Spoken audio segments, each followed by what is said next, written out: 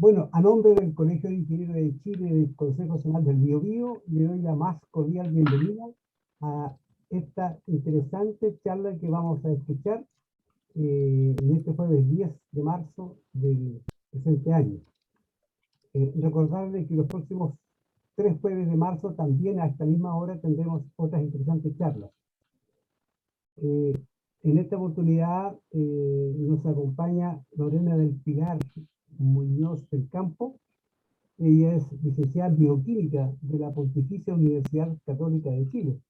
Es magíster en Finanzas de la Universidad Adolfo Ibáñez y es doctoranda de la Universidad de Mérida. Ella va a exponer y conversar el tema de instrumentos financieros verdes como instrumento de mitigación y adaptación al cambio climático, la importancia de la contabilidad ambiental. Y queremos agradecer a Lorena su voluntad y tiempo para compartir con nosotros su experiencia. Lorena ha trabajado en Chile diseñando el bono verde soberano que se lanzó al mercado de Chile hace 2 años y que estuvo trabajando con Corfo y Banco Estado. Actualmente ella es experta financiera del Programa de Naciones Unidas para el Medio Ambiente y está actualmente trabajando en la Asunción Paraguay, desde donde nos está acompañando en el día de hoy, ¿ya? Así que voy a dejar con ustedes a Lorena. No sé también si este conversatorio lo estamos haciendo en conjunto con la Fundación Inicia, que preside la señora Marcel Fernández Leff. No sé si está por ahí Marcel, si quiere saludar a los asistentes.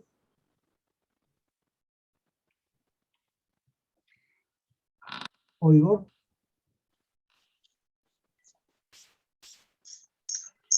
Hola, muy buenas tardes. Marcel. Sí. Hola, muy buenas tardes. Feliz de poder compartir con ustedes y muchas felicitaciones a la señora Lorena y al Colegio de Ingenieros de Chile.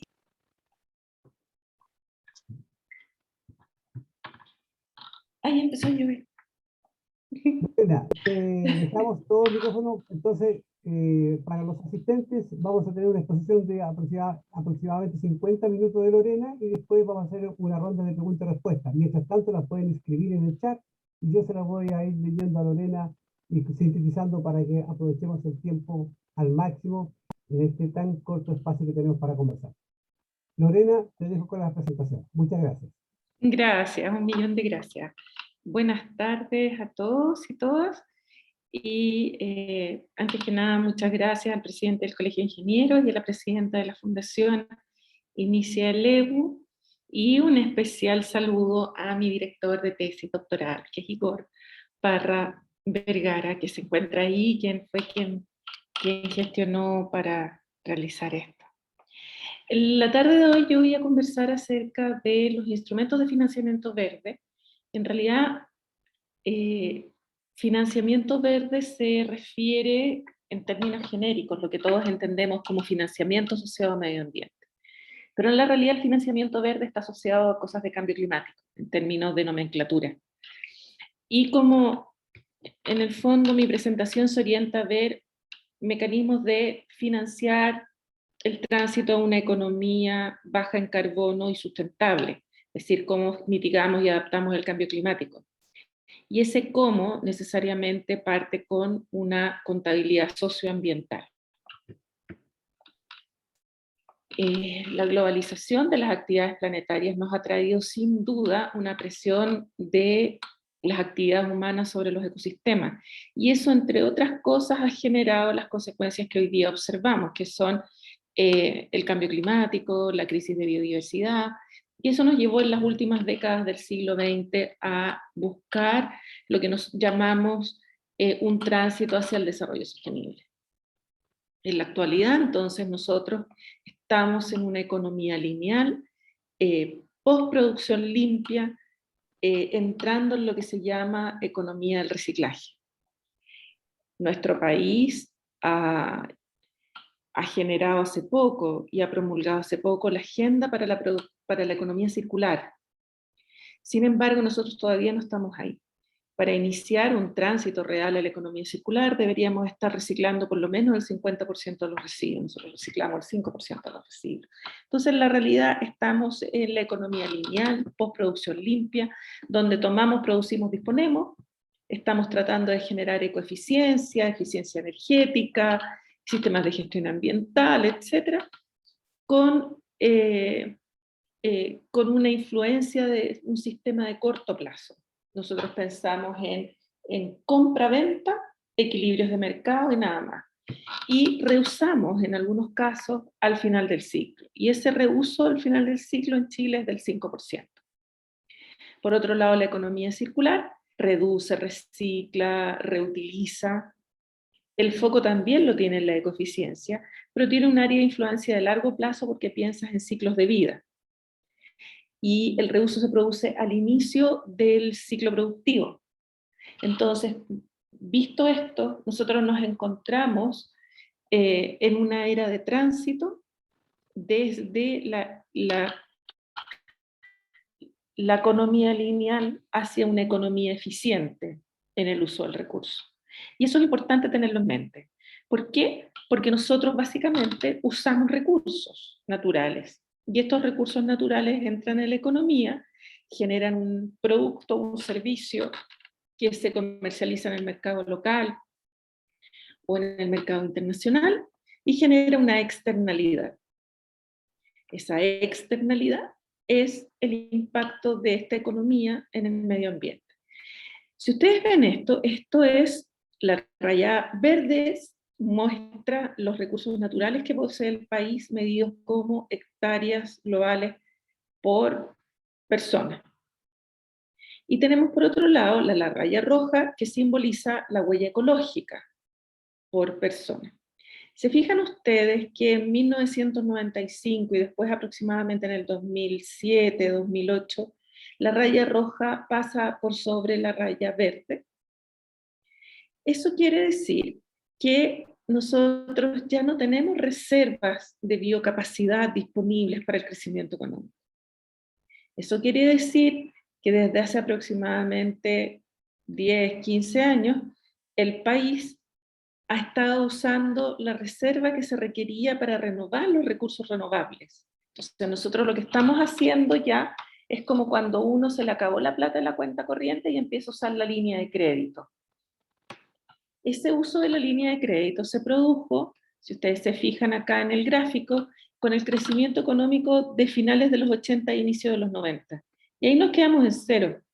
Y entonces ahora estamos sobregirados en términos ambientales.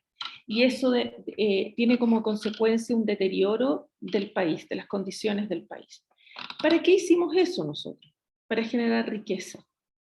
Nosotros en la actualidad estamos usando casi 2.7 planetas para producir la riqueza que generamos. Y esa riqueza es de $51.000 por trabajador. Y usamos 2.7 planetas aproximadamente. Francia, que usa 2.9 planetas, genera $91.000 per cápita de riqueza.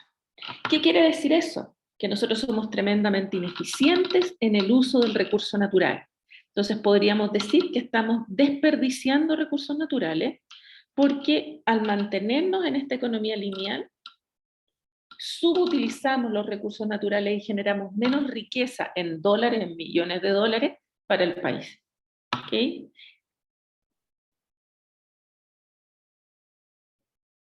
Tiene impacto, entre otros, en emisiones de gases de efecto invernadero. Ustedes ven a la derecha un globo, que es el porte, eso es 1 tonelada de dióxido de carbono. Nosotros somos los mayores emisores per cápita de dióxido de carbono de la América Latina. Entonces, cuando de repente yo voy a charlas de cambio climático y dicen, no, pero es que nosotros somos un país muy pequeñito y representamos el 2% de las emisiones o el 3% de las emisiones globales, en la realidad somos quienes emitimos y contaminamos entonces más en América Latina. ¿Okay? Estamos del orden de 5 toneladas por persona. Nuestro estilo de vida, este crecimiento económico que hubo, no fue aparejado de una ecoeficiencia. Luego, lo que ocurrió es que se contamina en exceso. Y se genera entonces poca riqueza para la cantidad de recursos que nosotros estamos usando. Porque en el fondo lo que nosotros buscamos es producir para el país, evidentemente. Entonces lo que estamos viendo nosotros es que hemos venido transitando en una era donde teníamos nuestra vista vendada y no veíamos, estábamos como los caballos hacia adelante. Y nuestro desafío actual, entonces, es ver la realidad. ¿Cuál es nuestra realidad? Nuestra realidad hoy día es que estamos luchando contra esta COVID que se alarga, y parece que nunca vamos a dejar de usar mascarillas y la distancia social y la cuarta dosis y después va a venir una quinta dosis. Pero detrás de eso viene una amenaza que es mucho mayor, y es la amenaza que significa el cambio climático. ¿Para qué? Para la economía. Nosotros ahora... no puedo mover mi presentación. Ay, sí, ahí movió. Debo estar es la lluvia. Entonces, esta economía que nosotros hemos venido desarrollando desde la Revolución Industrial, momento en que se desacopla el trabajo del ingreso, ha generado un impacto sobre los ecosistemas. Y ese impacto es evidente. Y si lo simbolizamos en este planeta, donde vemos al interior un círculo celeste donde todo es de color verde, y después vemos una zona amarilla que es como tengamos cuidado, precaución, y después tenemos una zona roja que es donde ya hay peligro. Nosotros podemos ver que el cambio climático todavía está en amarillo, y está en amarillo pasando desde la zona que es más cercana a lo verde, hacia la zona que se acerca, que se pone más naranjito, ya no tan amarillo, y se acerca al peligro. Vemos también zonas que no tienen ningún color, y eso no quiere decir que esté bueno. Por ejemplo, la funcionalidad de la biosfera y de la diversidad del planeta. Y eso y especies exógenas que uno libera al medio ambiente. Eso es porque nosotros todavía no sabemos cómo medir ese efecto. Entonces nosotros estamos haciéndole cosas al planeta, por ejemplo, liberando compuestos modificados genéticamente en la agricultura y generando un gran impacto sobre la biodiversidad sin saber cuál es el efecto que eso va a tener.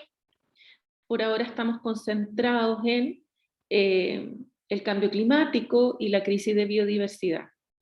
Hasta la fecha se han extinto aproximadamente 200 especies en los últimos 100 años. La tasa de extinción normal de especies eran 2 especies cada 100 años. Y entonces ahora se están extinguiendo más de 100 veces eso. Estamos entonces, por eso se llama la 6ª extinción masiva más grande del planeta. La directora de Biodiversidad de las Naciones Unidas en su reporte del año 20 indicó que los números respecto de estas extinciones y estado de la biodiversidad eran escalofriantes, y que ella esperaba que esta especie, es decir, la especie humana, no fuera la primera especie en documentar su propia extinción. IPCC, que es el organismo de expertos de cambio climático de la Convención Marco de Naciones Unidas para el Cambio Climático, alertó en su reporte acerca de los daños irreversibles que se están realizando al planeta, y que la meta del 1.5 grados Celsius que nos mantenía con daños limitados hacia las poblaciones y riesgos dentro de un límite controlable hacia la especie, se alcanza en el 2030. Eso quiere decir que superaríamos los 2 grados Celsius hacia el 2100.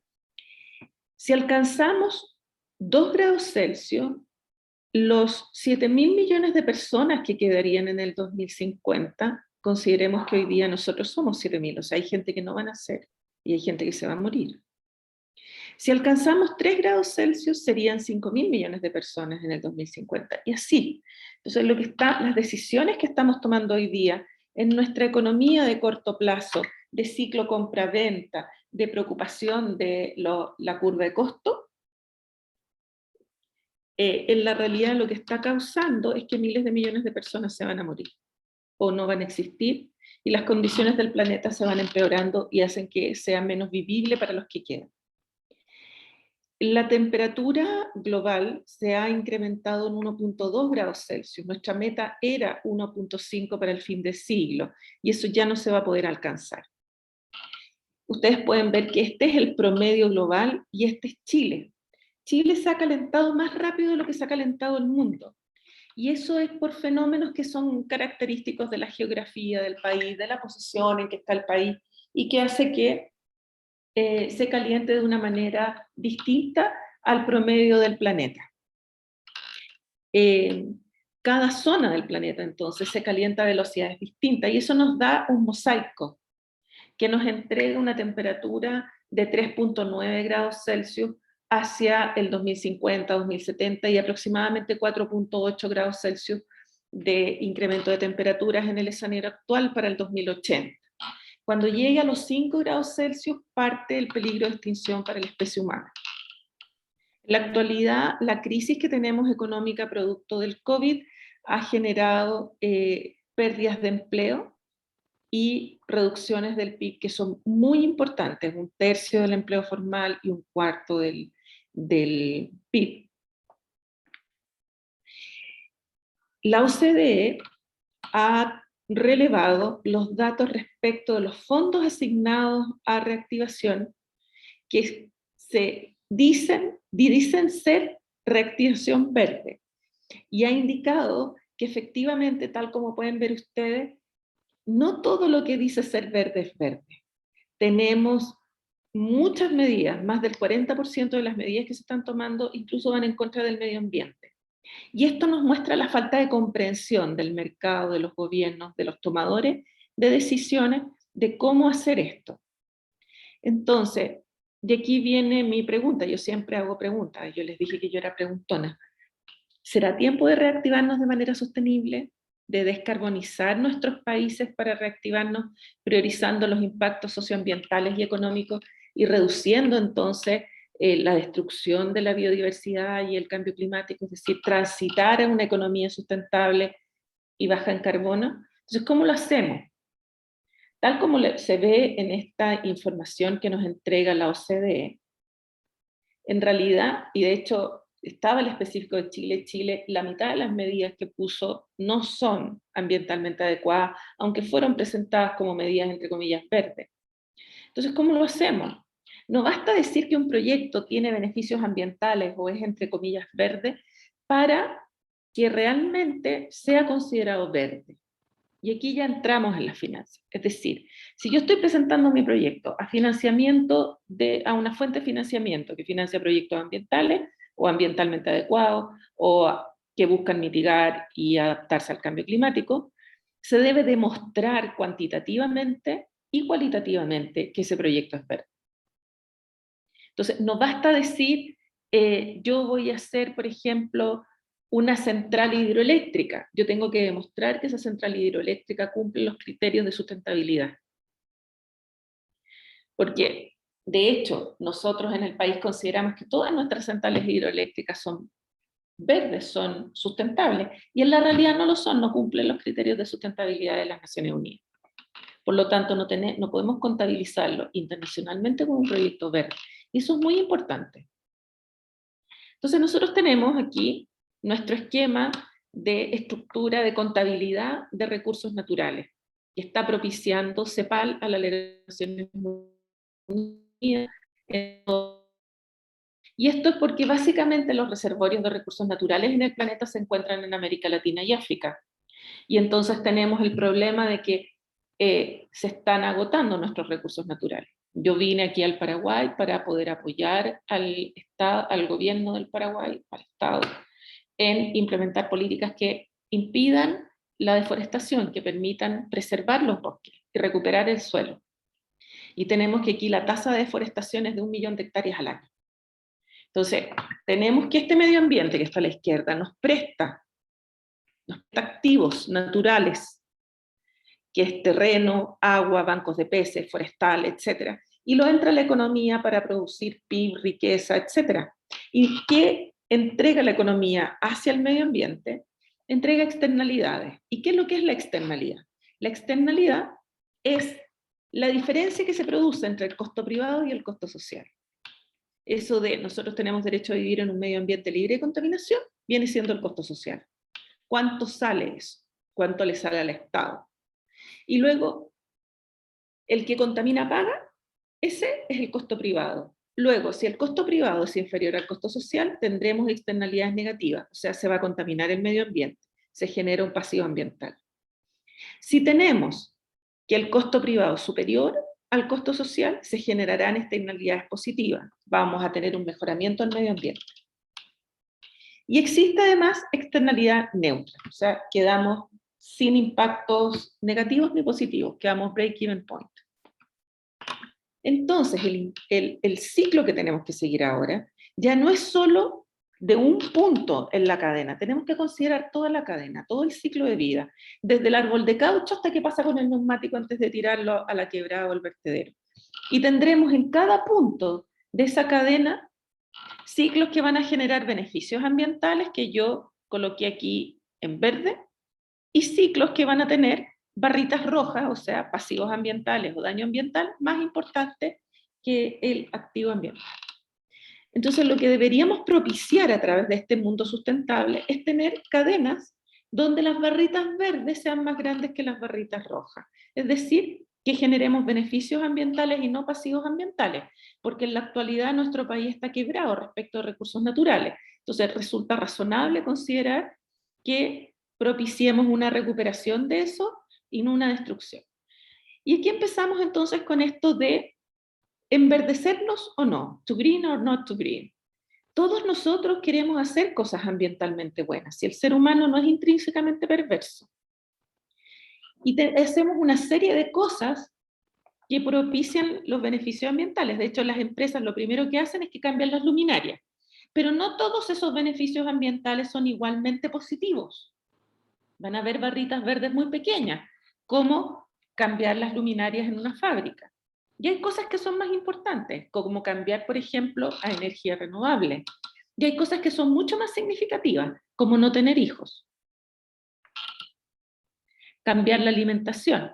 Y entonces, ¿cómo? ¿Cómo? Porque yo hasta ahora como que he divagado del medio ambiente. Pero el cómo es que en el mercado todo tiene precio. Y entonces necesitamos monetizar, colocarle precio a las cosas. No cualquier precio. Esto no es costo-oportunidad. Yo me he encontrado con muchos economistas que en los 90, inicios de los 2000, hicieron sus posgrados en economía de recursos naturales. Esto no es eso. Aquí no vamos a medir costo-oportunidad. Aquí lo que vamos a encontrar es el valor de lo que queda. Y ese valor no lo podemos comparar con lo que hacíamos en la época donde los recursos sobraban. Ahora todo vale. Y tenemos que demostrar el por qué podemos necesitar destruir 1 millón de hectáreas de bosque para plantar soja. Entonces, en la realidad, nos enfrentamos entonces al mundo de las finanzas clásicas, con cosas que las finanzas clásicas consideran un poco sui generis. Nosotros nos enfrentamos a este prisma que es un diamante, que se opone a que cambiemos las maneras de realizar las finanzas. Yo no sé si a ustedes, a lo mejor alguno de ustedes ha presentado un proyecto sustentable y le han dicho, no, estas cuestiones, estas tecnologías, así estilo la energía renovable es como poco confiable, cuando en realidad la energía renovable ya lleva más de 20 y tantos años en el mercado y son confiables, etc. Entonces se ve como que el medio ambiente es algo medio hippie, que no es serio, que no se va a ganar plata, que hacer las cosas ambientales es demasiado caro.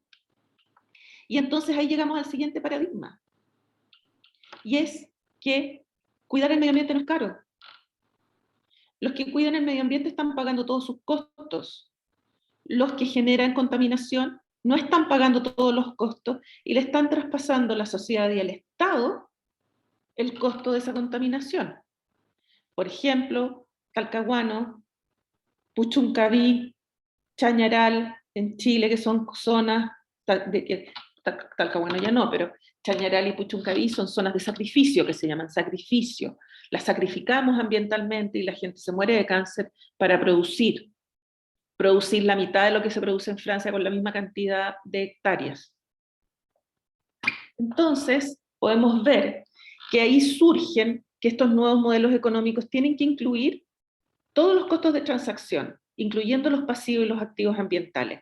Y ahí va a cambiar. Las empresas que contaminan ya no van a ser rentables, porque tendrían que pagar ellos por la contaminación. Y entonces ahí ya no es rentable producir de esa manera. Y esto implica varias cosas. Implica que se requiere modificar entonces los acuerdos comerciales. De hecho, nosotros sacamos legislación ambiental en Chile en 1992, producto del acuerdo comercial con Canadá, que nos exigía tener legislación ambiental, porque si no, no iban a competir a la par las empresas.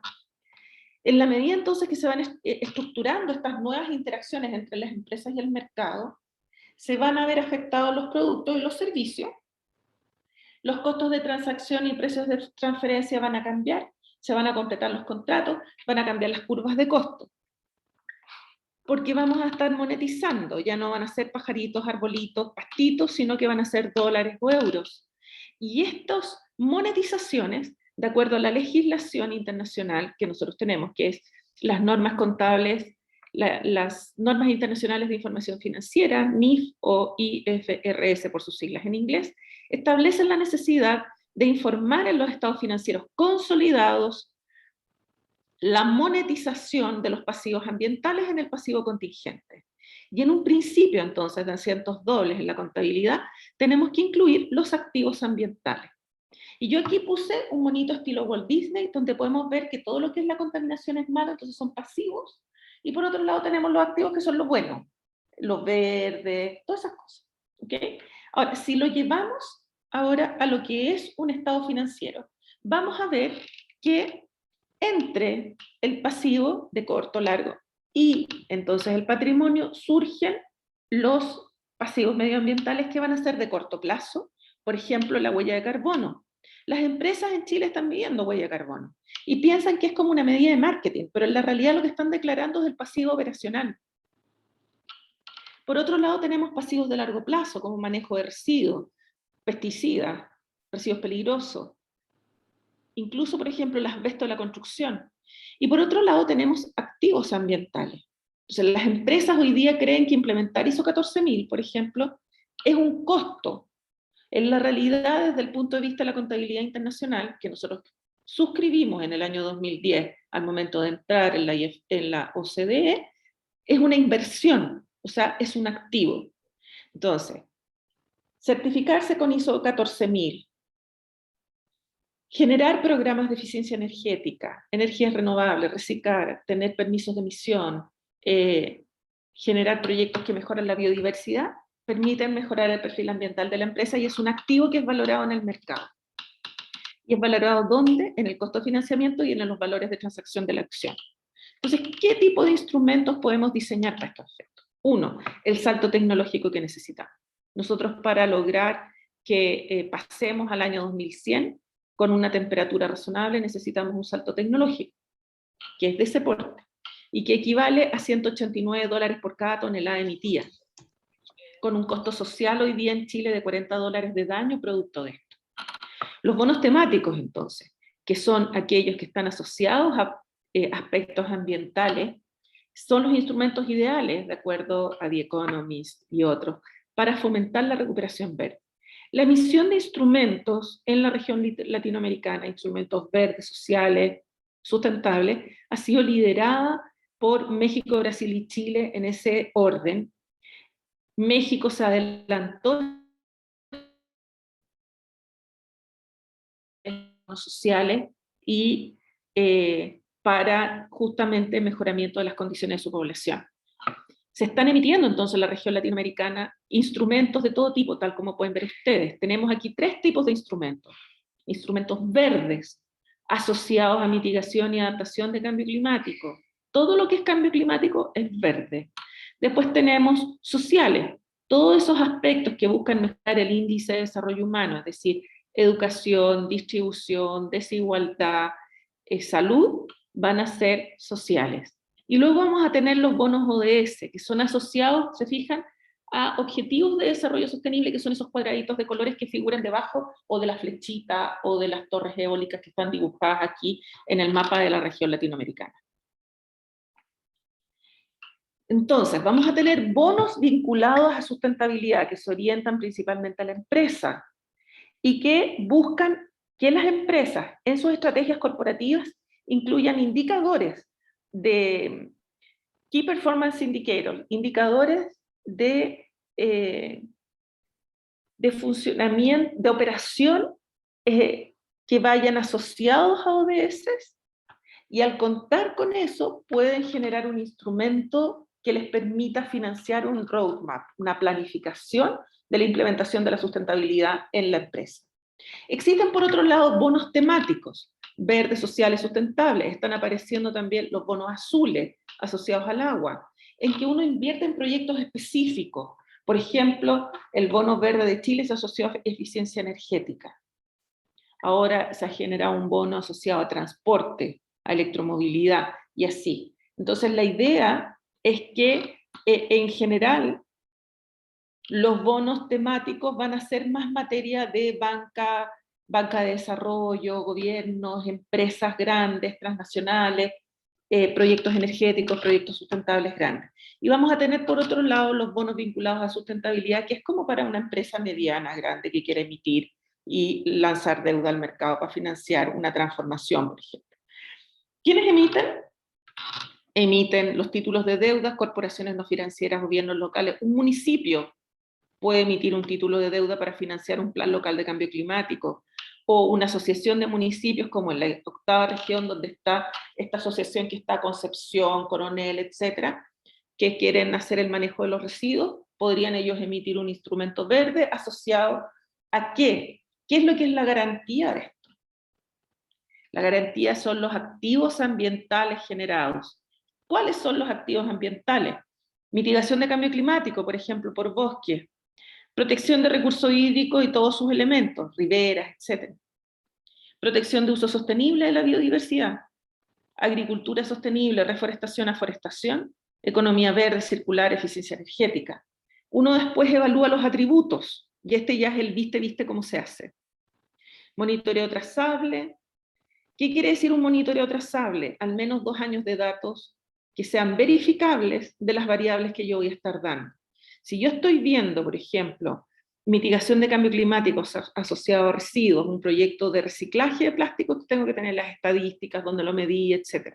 Si estoy haciendo biodiversidad, tengo que tener el estado del bosque. No basta saber así como con un dron la foto. Yo tengo que tener el estado de ese bosque, porque ya el estado de los recursos naturales está tan deteriorado que ya no solo basta salvar las hectáreas de bosque, esos tienen que ser viables, y para eso necesitamos saber en qué estado está. Y eso se necesita información científica trazable. Luego realizar un screening de salvaguarda de género y pueblos indígenas. Y con eso uno valoriza el activo, lo monetiza y genera indicadores del estilo dólar invertido por tonelada reducida, dólar invertido por hectárea global recuperada, dólar invertido por índice de desarrollo humano, por tonelada recuperada, y se priorizan las inversiones.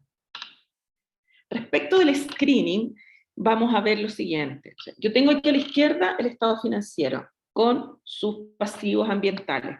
Vamos a tener pasivos de operación y pasivos contingentes. La huella de carbono, por ejemplo, la huella de agua, los proveedores, la energía, etc. Esos son parte de la huella ecológica y esa es la operación. Y por otro lado tenemos los pasivos de largo plazo. Y esos pasivos de largo plazo inciden significativamente en el valor de la empresa y en el riesgo financiero. Evaluamos entonces 8 características. ¿Cuáles son estas? Son las salvaguardas que yo les muestro acá. Screening de salvaguardas. Y estas 8 salvaguardas sirven para clasificar el riesgo del bono o del instrumento que yo voy a querer emitir. Por ejemplo, cuando yo calculo, o se calcula, cuando uno calcula el WACC, uno calcula digamos, la tasa para descuento de un proyecto, uno calcula riesgo operacional, financiero, socioambiental. Normalmente en las universidades en Chile, yo he tenido alumnos de maestría que me dicen, no, profesora, si yo usé eso, pero a mí el profe me dijo que era 1. Y no, son 4 tasas que hay. Se multiplica por 1, por 2, por 3, por 4. ¿Y de qué depende el riesgo socioambiental, que es multiplicador del riesgo financiero? Tal como ven acá, yo tengo el beta, es el riesgo del negocio, por el riesgo país, más el riesgo financiero, por el riesgo socioambiental. Sí, de las salvaguardas, que es manejos de sistemas sistema de manejo ambiental y social, condiciones de trabajo, sistemas de tener en plaza un sistema de producción limpia o reducción de la contaminación, seguridad y salud de la comunidad, adquisición de la tierra y reasentamiento involuntario, conservación de la biodiversidad y manejo de recursos naturales, pueblos indígenas y herencia cultural. Por ejemplo, la central que se hizo en la región del Biobío y donde hubo reasentamiento de comunidades indígenas. Ahí teníamos Mala 3 y había un cementerio indígena entre medio. Habían 3 de las 8 salvaguardas malas. ¿Qué quiere decir eso? Que el banco que dio el crédito sindicado para construir esa central aplicó riesgo 4, multiplicó por 4 el riesgo financiero y la tasa era alta. Si yo tengo 2 malas de la parte de arriba, multiplico por 2. Si yo tengo 2 malas en la parte de abajo, multiplico por 3. Si tengo más de 2 malas, multiplico por 4. Porque esto lo hace un analista financiero en 2 días. Así que tiene que ser súper simple. El punto es que los países OCDE no pueden hacer proyectos que tengan más de 2 malas en la parte de arriba. Y Chile está haciendo solo proyectos 2 y 3. Y eso bajó el nivel de competitividad del país hace unos años atrás y le echaron la culpa a unas leyes, creo que fue a cuando sacaron la ley cuando cambió la ley el Código del Trabajo y la legislación tributaria. Y en la realidad, esa legislación aumentó la competitividad, lo que la baja es que el empresariado no comprende esto, entonces hace cosas que no tiene que hacer. Y esto nos va a dar distintas constantes que se van a aplicar para efectos de ir calculando el valor de cada uno de esos activos. Los pajaritos valen distintos que los arbolitos, los pueblos indígenas valen distintos que los pájaros y los árboles.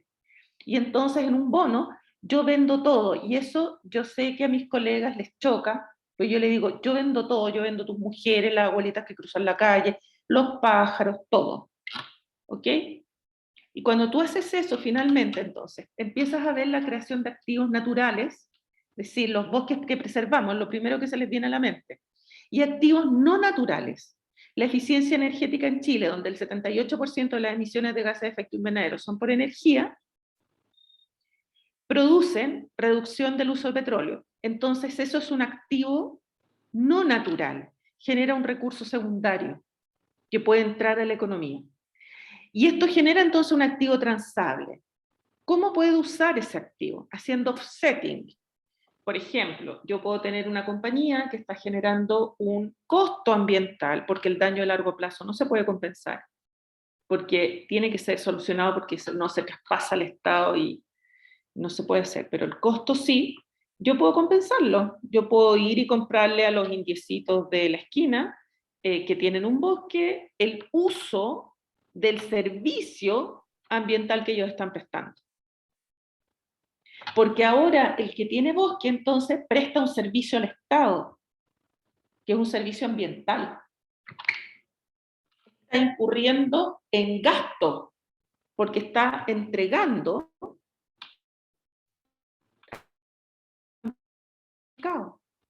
Y luego tenemos cobertura de riesgo, apalancamiento de inversión, emisión de instrumentos financieros. Como conclusión me gustaría dejarles estos desafíos, que son los desafíos que tiene este mercado.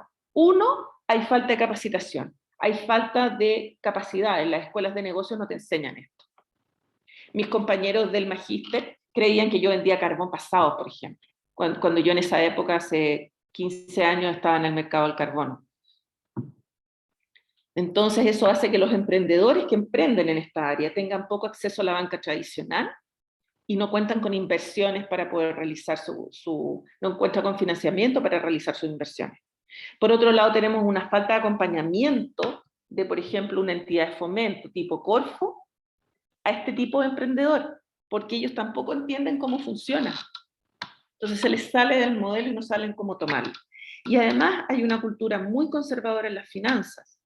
Y entonces estos emprendedores que van contra viento y marea se topan entonces contra este diamante sin poder entregar argumentos adecuados. ¿Ok? Entonces, respondiendo a la pregunta, ¿es posible? Sí es posible, pero es un sí, pero. No es un sí así, sí, dijo sí, no. Es un sí, pero. ¿Y cuál es el pero? Que necesitamos repensar el modelo económico, que hoy día está basado en un alto apalancamiento ambiental y social, generando una deuda de largo plazo con el medio ambiente y la sociedad de la cual todos hemos sido testigos. Implica adicionalmente en la reconversión costos significativos, que evidentemente a los países en desarrollo les va a costar asumir, y van a haber otros países que no van a querer asumir el costo, y no podemos obligarlos a hacer el tránsito. Y lamentablemente este tránsito tiene que ser de todos. Y hemos venido generando esta deuda con el medio ambiente. El problema es que la deuda crece cada vez más. Ya ha llegado un momento en que el medio ambiente ya te empezó a cobrar. Y entonces todas estas medidas que estamos tomando hoy día ya son sobre la marcha. Es como cuando las personas esperan a que ya la casa está con orden de remate para ir a renegociar con el banco. En este momento el medio ambiente a nosotros nos está cobrando con intereses y multas, retroactivamente. Y nosotros no queremos seguir haciéndolo, pero no tenemos maneras de salir. Y además de eso, necesitamos demostrar, porque no es mostrar, es demostrar la trazabilidad mediante datos trazables, la existencia de los activos ambientales. No es evidente demostrar que los pájaros existen, que los árboles están sanitos, cuando tú tienes que demostrarlo por miles de hectáreas, por 480.000 kilómetros cuadrados, que es lo que me toca aquí en Paraguay, o lo que tocó en Chile. Entonces, ¿qué ocurre? Que sí se puede, existen desafíos, pero lo que nos enfrentamos es lo que ustedes ven acá. Es el futuro de 1.5 grados al 2030, que el 2030 es pasado mañana, el futuro de 2 grados Celsius hacia el 2050 y el futuro de 4 grados Celsius hacia el fin del siglo.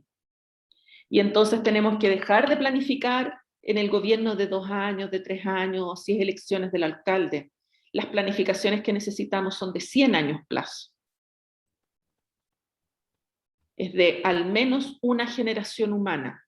Y esos son 70 años, 80 años el día de hoy. Gracias, no sé si hay preguntas. Gracias, Lorena, por tu interesante exposición, un tema que nos dejaste en medio de lado con las cifras y lo que estamos viviendo en el planeta. Así es que dejo abierto el micrófono para recibir consultas. Si hay dudas respecto a la materia, que me imagino que hay muchas consultas sobre la materia. Tenemos tiempo, así que aprovechemos de hacer las consultas respectivas.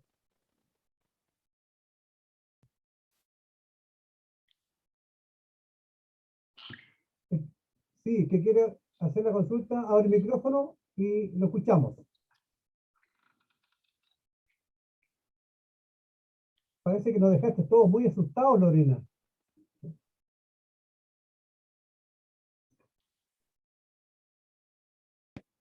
Sí, voy a presentarme. Soy Igor Parra, soy el director de la tesis de Lorena en la Universidad de Lleida, en Cataluña, y director científico de la Fundación Inicia, que es la que ha coorganizado junto con el Colegio de Ingenieros este ciclo de charlas que hemos comenzado hoy con Lorena, a quien le quería preguntar directamente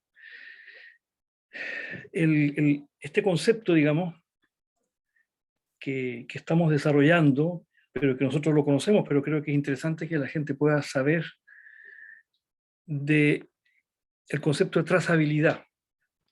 Es decir, cómo lo que tú has dicho se resume, digamos, en una matriz, una matriz muy compleja. Tú has mostrado prácticamente Sí. lo principal de lo que va dentro de la matriz, pero que me gustaría que tú pudieses explicarnos cómo un proyecto comienza con esta matriz y cómo esto en el tiempo se va llenando de información, digamos. Porque es importante esta trazabilidad, o sea, ese hecho de que cada ventana de 2 meses, de 3 meses, de 6 meses, haya un report, haya una verificación, porque en el mundo que nosotros nos educamos,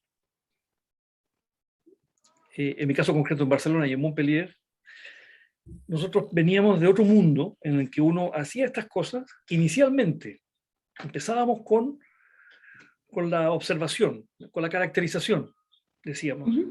Pero ahora tenemos un instrumento muy complejo en que esta caracterización es continua. Sí. Se mueve, digamos. Eso es lo que me gustaría que tú remarcases, o sea, explicases un poco más sobre eso. Por ejemplo, lo que pasa es que contar copas arbóreas, que es lo que uno hacía antes. Uno antes contaba, por ejemplo, copas arbóreas. Tú haces una fotografía aérea y cuentas las copas arbóreas.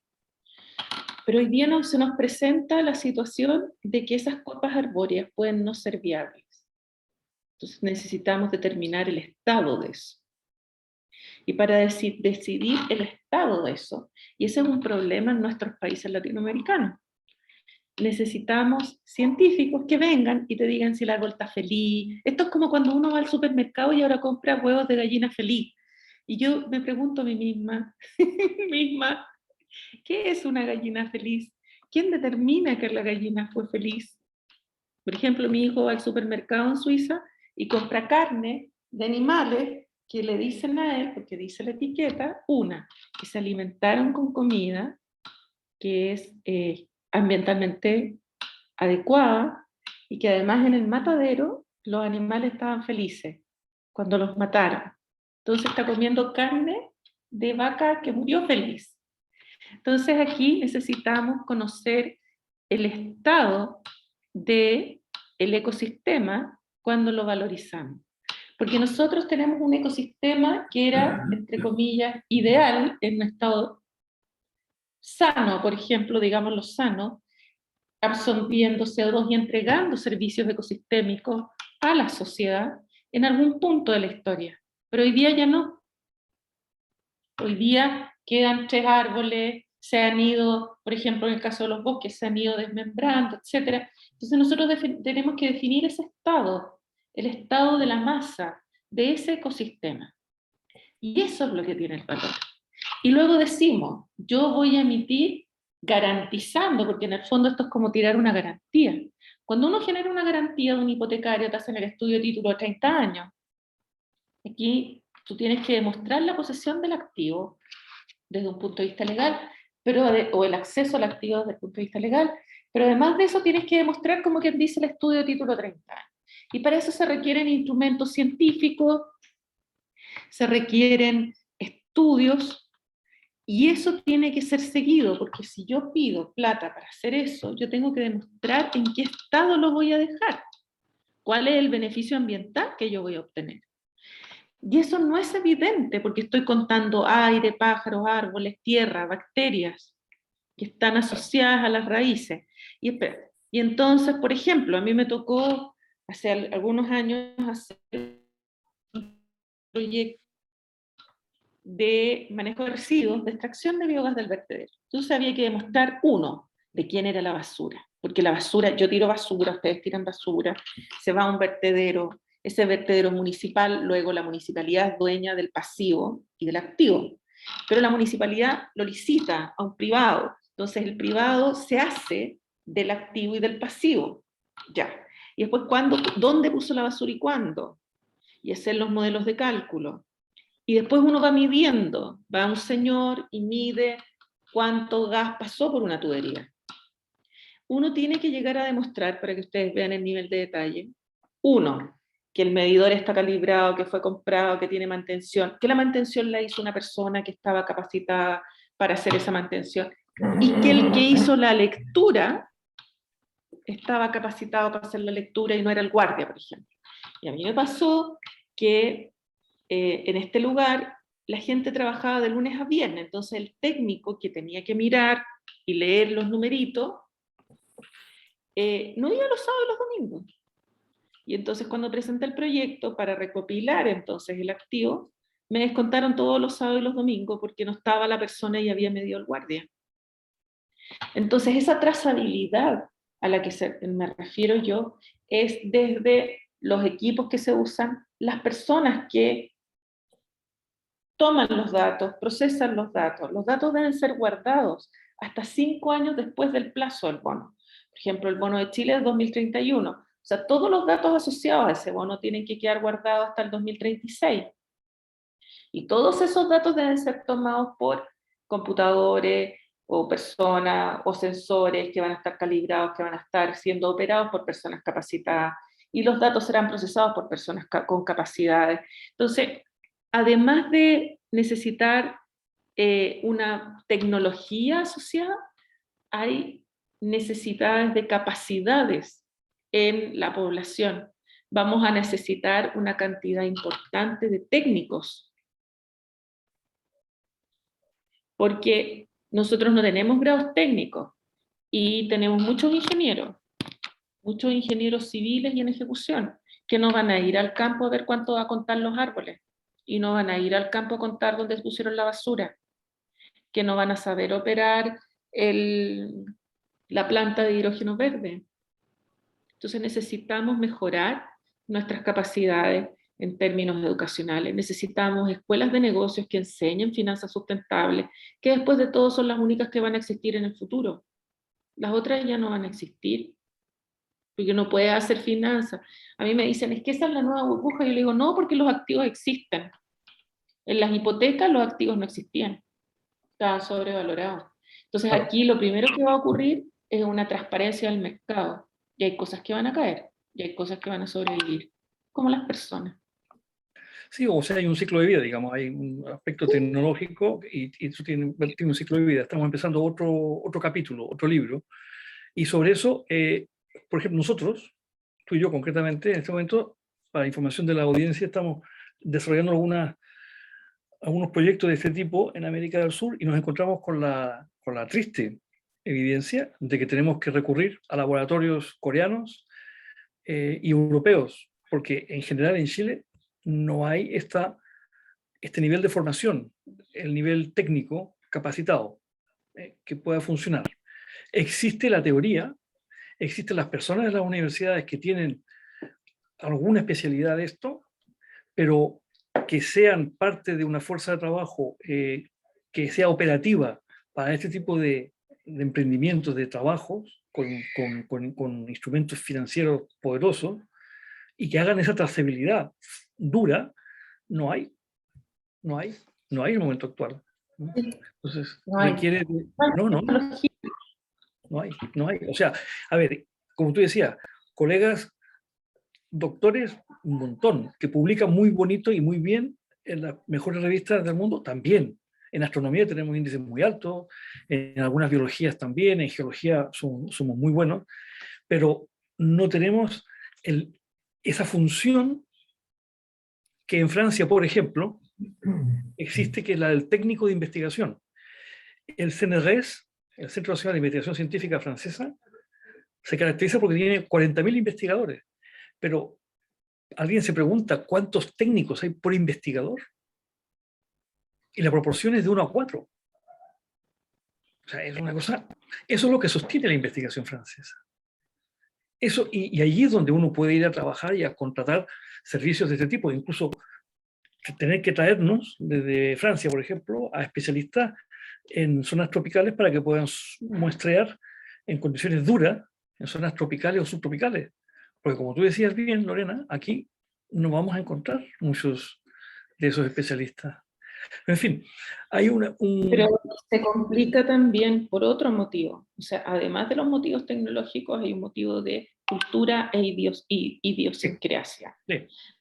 Por ejemplo, a mí me cuesta mucho convencer normalmente a las autoridades de que tenemos que incluir pueblos originarios y, por ejemplo, agricultura familiar de subsistencia, porque uno de los puntos más importantes de Naciones Unidas hoy día es la seguridad alimentaria y rescatar los saberes ancestrales, porque en América Latina había mucha sabiduría asociada al uso de los territorios, que se perdieron en el momento en que fuimos conquistados. Entonces, y además se creó en esos años de conquista la percepción de que los pueblos, o sea, ser indígena no era bueno. Luego las personas renegaban de sus orígenes indígenas. Entonces cuesta mucho explicarles que, por ejemplo, un portafolio de inversión que podemos hacer apalancado con beneficios ambientales puede tener, por ejemplo, valor de $5 por tonelada sin los pueblos indígenas y puede tener valor de $60 por tonelada con los pueblos indígenas. Y entonces uno se da cuenta que el concepto de nación no existe en la práctica. En Chile la nación somos los chilenos y están los pueblos originarios aparte. En Paraguay la nación son los paraguayos y están los pueblos originarios aparte. Y también en Bolivia y también en Perú, porque en realidad ser identificado como alguien proveniente de un pueblo originario era como malo cuando uno estaba en la colonia. Y se ha valorizado mucho la occidentalización de nuestra sociedad. Entonces, utilizar esos saberes tampoco es bien visto, aun cuando desde un punto de vista de las finanzas sustentables es excelente. Y sin eso, sin pueblos indígenas y sin salvaguardas, sin género, no tenemos bono. Punto. Hay una pregunta que formula nuestro próximo conferenciante la semana que viene, Patricio Guzmán, y dice, voy a leerlo textualmente, ¿cómo nos va a pasar la cuenta en el corto plazo en Chile el conjunto de externalidades negativas de nuestro modelo social y económico? ¿Impactos sociales, impactos económicos relevantes? Se pregunta para Lorena, claro. Sí, para mí los impactos económicos y sociales están a la vista. Sí. Y eso no solo no es a lo mejor políticamente incorrecto, pero ya los estamos pagando. Nosotros estamos en una economía que está basada en una alta concentración de la riqueza a nivel de la que se produce en Estados Unidos. Ese es el nivel de desigualdad que nosotros tenemos. Tenemos la utopía de que esto puede cambiar a ese respecto si hacemos crecer más la economía. Pero en la realidad, la economía en Chile ya no puede crecer todo lo que podría si es que tuviéramos una línea de crédito abierta. Nosotros ya no tenemos recursos naturales. Y entonces, ¿sobre qué base vamos a crecer? Nosotros tenemos que mejorar la eficiencia, ponerle reingeniería al tema. Pero para hacer eso, necesitamos mejorar el índice de desarrollo humano.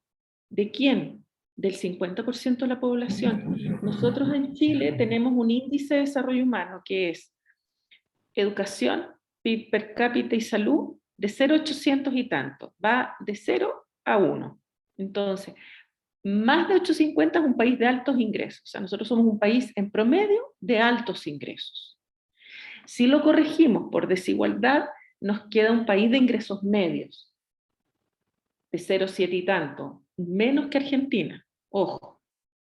Y si lo corregimos por género, nos queda un país de índice de desarrollo humano de 0,300 y tanto, que esos son los países más pobres del cuerno oeste de África, Sierra Leone, etc. Entonces, ¿qué quiere decir? Tenemos un país que vive en Noruega, Suecia o Finlandia, ni siquiera en Francia o Estados Unidos, en los países nórdicos. Tenemos la mayor masa del país que vive en un país que es como Argentina. Y tenemos las mujeres que viven en Namibia, Lesoto o Sierra Leone. Y eso impide que mejoremos la eficiencia en el uso del recurso.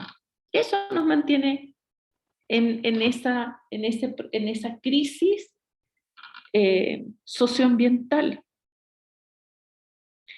No aprovechamos, por ejemplo, los seniors. Yo ya tengo casi 54 años. Y entonces yo ya en Chile ya estoy muy vieja. Aunque me veo más joven, pero estoy muy vieja.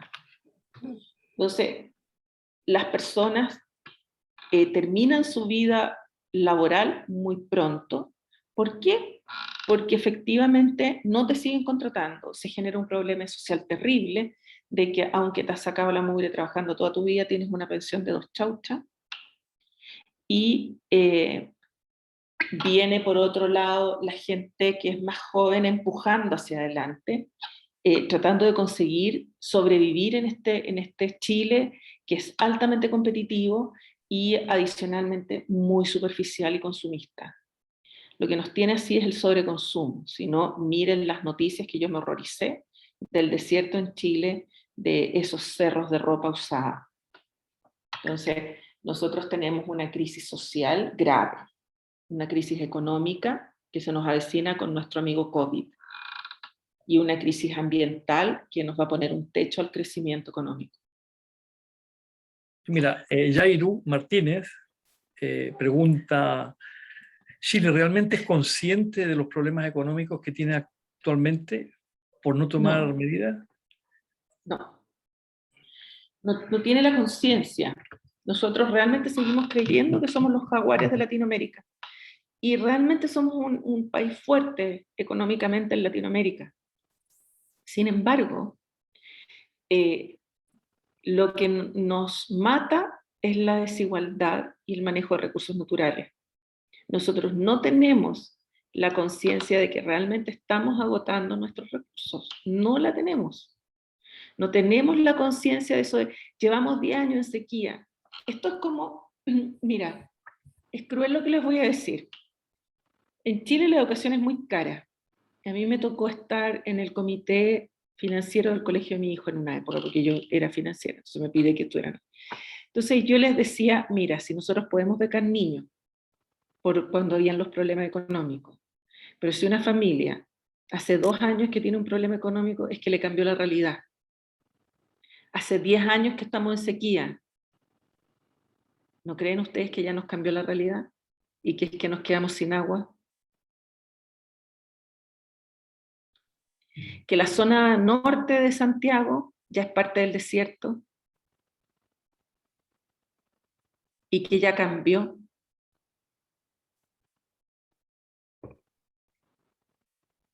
Y que en la realidad a 1.9 hijos por mujer necesitamos los inmigrantes para seguir hacer crecer la economía, porque necesitamos esas personas. Entonces, tenemos que cambiar la perspectiva de las cosas, porque seguimos pegados en ese pasado, en esos años de crecimiento al 7% que no van a volver. Porque ahí, si ustedes se fijan en mi presentación, cuando Chile creció al 7%, ¿cuándo fue? Fíjense acá. Está aquí. Fíjense aquí. Ahí está.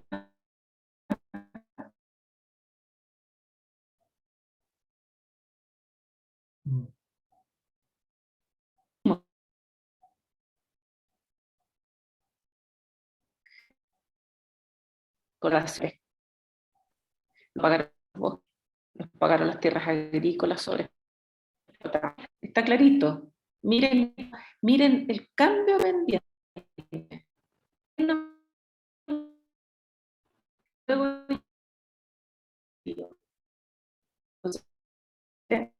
Y lo peor es que si usan datos ya bien en el micro.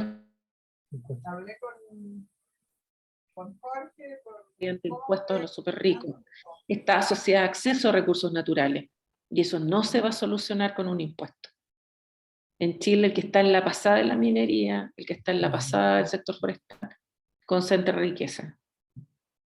Y eso no se soluciona con un impuesto. Entonces, los impuestos no son la solución para una redistribución. Bien, hay otra consulta para Lorena, que está interesante el tema, pero también tenemos que reconocer que el tiempo nos apremia, ¿sí? Sí, yo les pido disculpas, que hace tiempo que no hablaba con nadie de Chile, excepto Igor. Entonces, ha sido tan agradable escuchar mi acento. Bueno, hay otra consulta, sino para agradecer a Lorena su brillante presentación y su experiencia, que creo que vamos a tener que seguir conversando, Lorena, porque tenemos mucho que aprender de ti y de tu experiencia, porque eso, lo que está pasando en Chile realmente es grave. Lo más grave yo encuentro que no hemos tomado conciencia real del estado ambiental que está viviendo el país, ¿ya?